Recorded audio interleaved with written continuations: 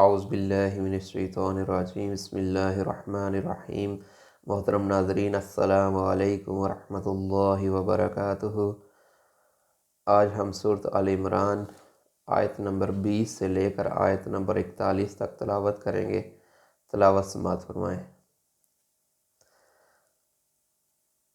اعوذ باللہ من الشیطان الرجیم، بسم اللہ الرحمن الرحیم۔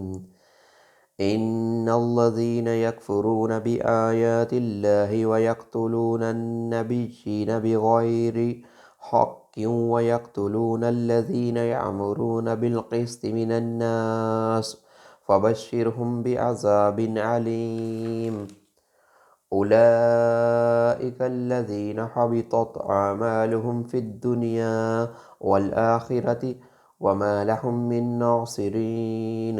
ألم تر إلى الذين أوتوا نصيبا من الكتاب يدعون إلى كتاب الله ليحكم بينهم ثم يتولى فريق منهم وهم معرضون، ذلك بأنهم قالوا لن تمسنا النار إلا أياما معدودات وغرهم في دينهم ما كانوا يفترون، فكيف إذا جمعناهم ليوم لا ريب فيه ووفيت كل نفس ما كسبت وهم لا يظلمون۔ قل اللهم مالك الملك تؤتي الملك من تشاء وتنزع الملك ممن تشاء وتعز من تشاء وتذل من تشاء بيدك الخير إنك على كل شيء قدير، تولج الليل في النهار وتولج النهار في الليل وتخرج الحي من الميت وتخرج الميت من الحي وترزق من تشاء بغير حساب، لا يتخذ المؤمنون الكافرين أولياء من دون المؤمنين، ومن يفعل ذلك فليس من الله في شيء إلا أن تتقوا منهم تقاه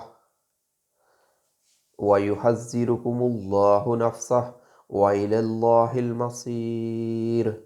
قل إن تخفوا ما في صدوركم أو تبدوه يعلمه الله ويعلم ما في السماوات وما في الأرض والله على كل شيء قدير، يوم تجد كل نفس ما عملت من خير محضرا وما عملت من سوء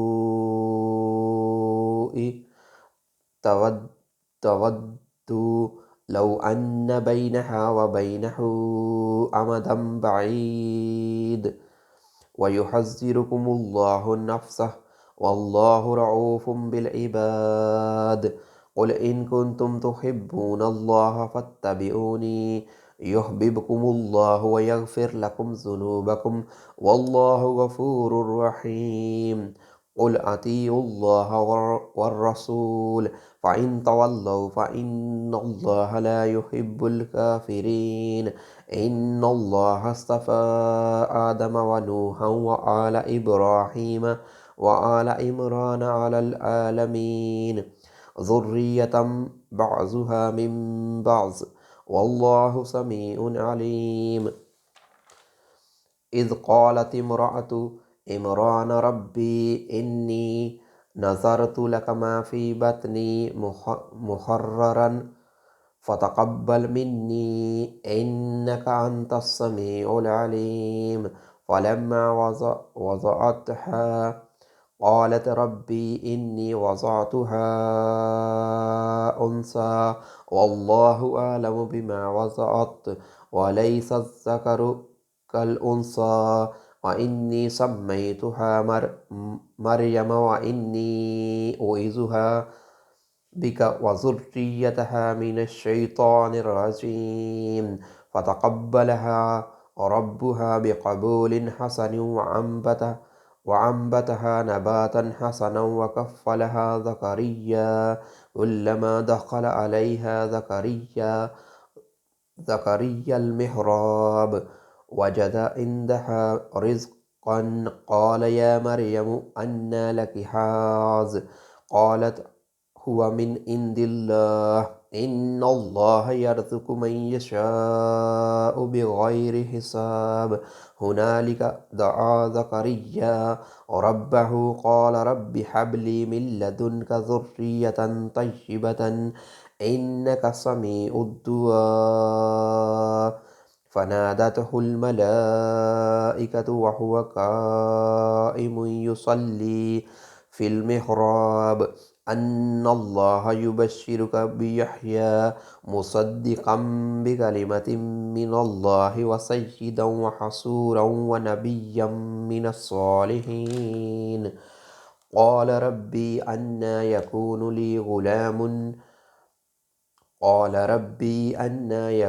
لي غلام وقد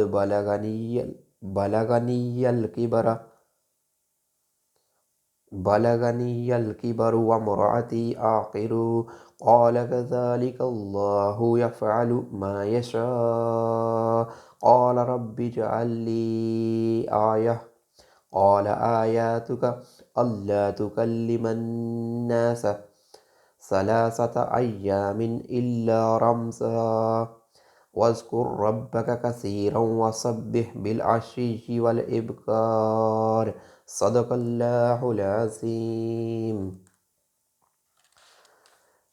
ترجمہ سماعت فرمائیں۔ جو لوگ اللہ کے احکام و ہدایات کو ماننے سے انکار کرتے ہیں اور اس کے پیغمبروں کو ناحق قتل کرتے ہیں اور ایسے لوگوں کی جان کے در پہ ہو جاتے ہیں جو حلقے خدا میں سے عدل و راستی کا حکم دینے کے لیے اٹھے، ان کو دردناک سزا کی خوشخبری سنا دو۔ یہ وہ لوگ ہیں جن کے اعمال دنیا اور آخرت دونوں میں ضائع ہو گئے اور ان کا مددگار کوئی نہیں ہے۔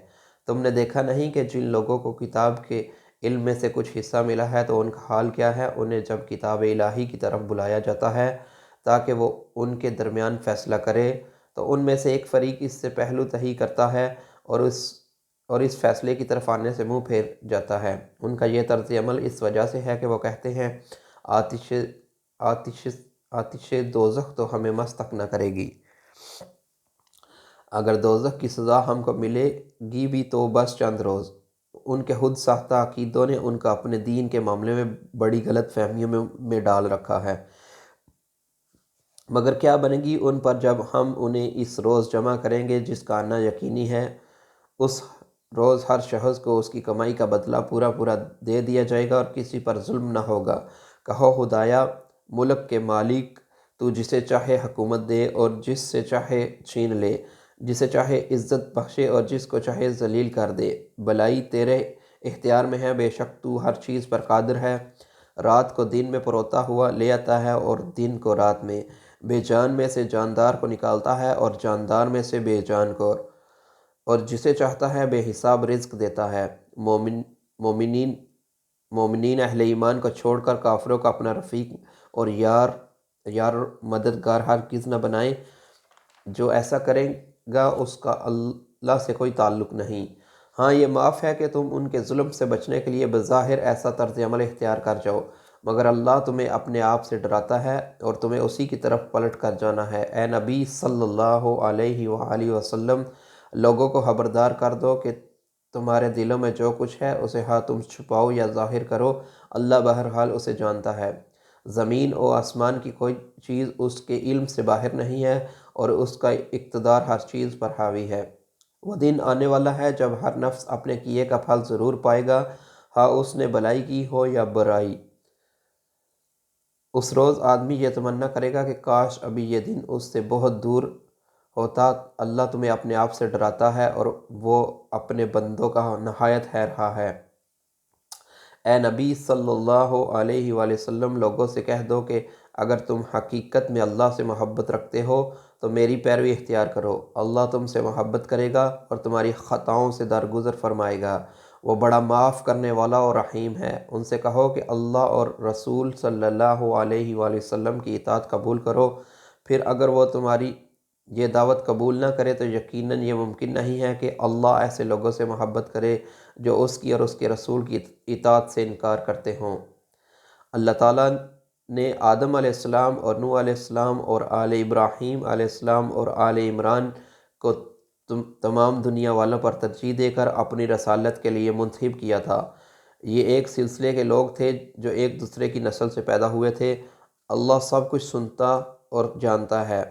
وہ اس وقت سن رہا تھا جب عمران علیہ السلام کی عورت کہہ رہی تھی کہ میرے پروردگار، میں اس بچے کو جو میرے پیٹ میں ہے تیری نظر کرتی ہوں، وہ تیرے ہی کام کے لیے وقف ہوگا، میری اس پیشکش کو قبول فرما، تو سننے اور جاننے والا ہے۔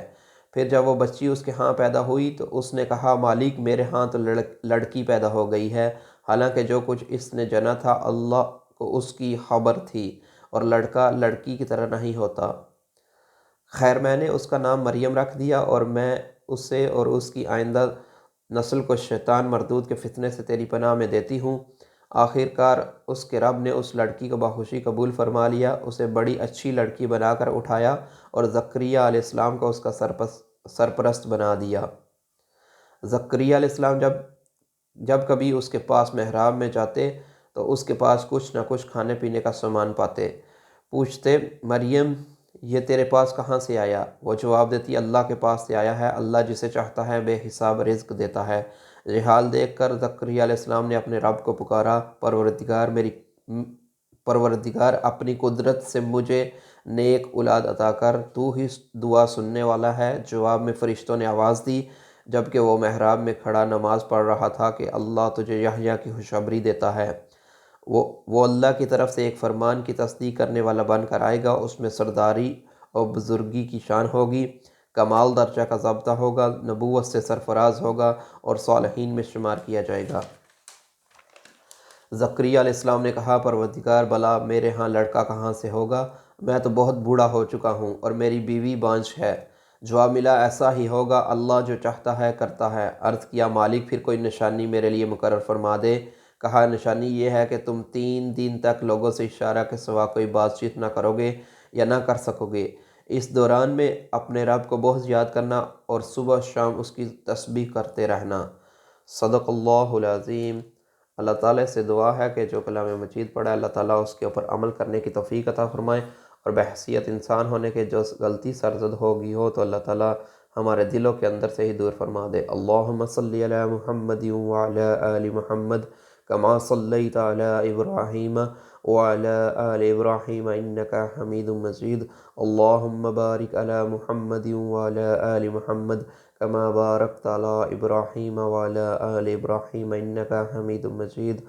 رب زدنی علما، رب زدنی علما، رب زدنی علما، رب ارحمہما کما ربیانی صغیرا، رب ارحمہما کما ربیانی صغیرا، رب ارحمہما کما ربیانی صغیرا، ربنا اغفر لی ولوالدی وللمؤمنین یوم یقوم الحساب، ربنا اغفر لی ولوالدی وللمؤمنین یوم یقوم الحساب، ربنا اغفر لی ولوالدی وللمؤمنین یوم یقوم الحساب، ربنا ظلمنا انفسنا وإن لم تغفر لنا وترحمنا لنكونن من الخاسرين، اللهم إنك عفو تحب العفو فاعف عني، اللهم إنك عفو تحب العفو فاعف عني، ربنا آتنا في الدنيا حسنة وفي الآخرة حسنة وقنا عذاب النار، آمین برحمتک یا ارحم الراحمین۔ السلام علیکم ورحمۃ اللہ وبرکاتہ۔